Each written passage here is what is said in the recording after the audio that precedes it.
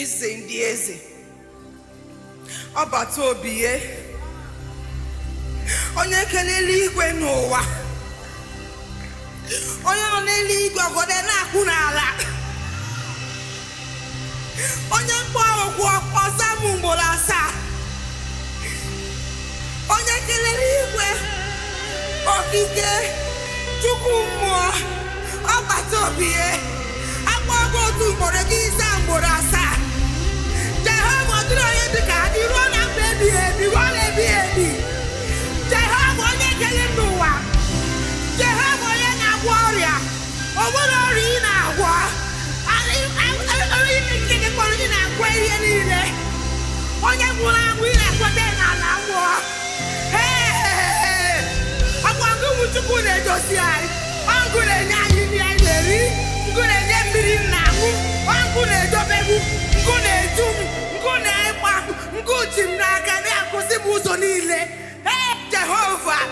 Jehova. Jehova. Ọkpọ gị bụ Chukwu nna. Ị nọkwa n'eluigwe otu a. Ọ bụrụ gị na-akwụ n'ala. Ị na-ebi ihe tọrọ gị. Ọgụ bụ Chukwu ebighị ebi. Ruo ebe ebighị ebi. Na ndụ ebighị ebi. Ọgụ bụ Jizọs. Jizọs. Akpọmara n'enye gị. Oke isi ala bụ. Isi ala bụ niile kwatuwe ya. Ekwuwe eme.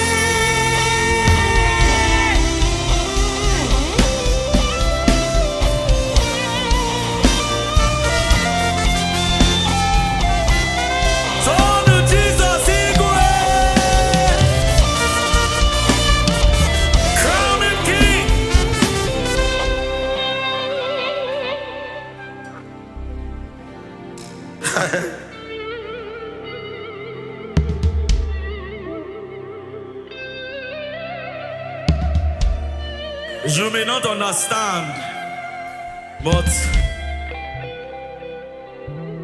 you know, there's one song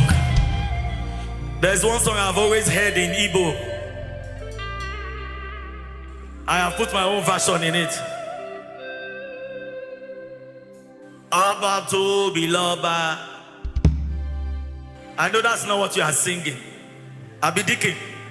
Abato biloba.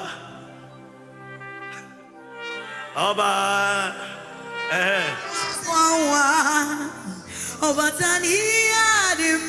Correct. Oh my God.